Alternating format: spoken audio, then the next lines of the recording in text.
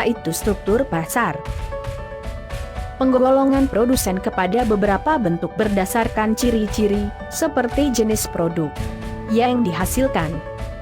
Ciri-ciri: 1. Adanya penjual dan pembeli. 2. Adanya permintaan dan penawaran. 3. Adanya interaksi antara penjual dan pembeli. 4. Terjadi kesepakatan antara penjual dan pembeli. 5. Adanya jasa atau barang yang akan diperjualbelikan. Secara umum, pasar mempunyai 3 fungsi utama, yaitu sebagai sarana distribusi, pembentukan harga, dan sebagai tempat promosi. 1.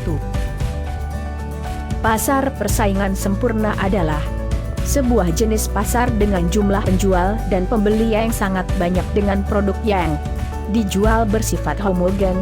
Harga dihasilkan melalui mekanisme pasar dan hasil interaksi antara penawaran dan permintaan, sehingga penjual dan pembeli tidak dapat mempengaruhi harga. Pasar persaingan. Pasar monopoli.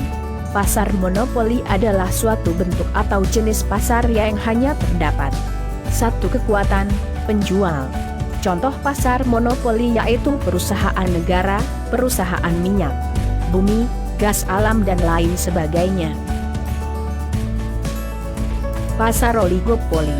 Pasar oligopoli adalah pasar yang mana penawaran satu jenis barang dikuasai oleh beberapa perusahaan.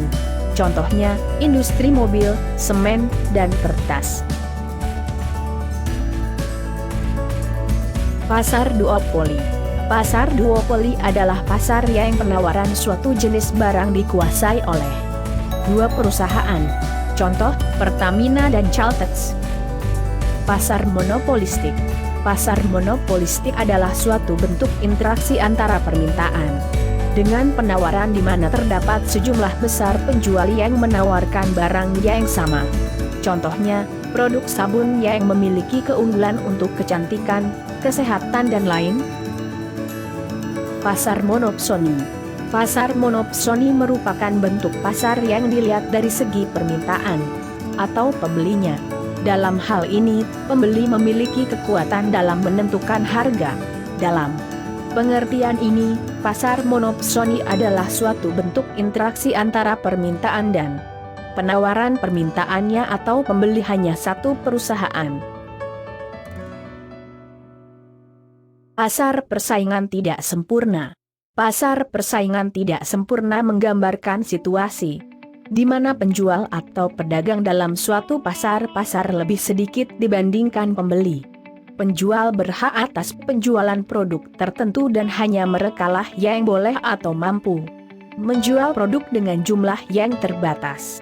Adanya hal jumlah penjual yang lebih banyak menjadikan penentuan harga produk di pasar terjadi ketidakseimbangan.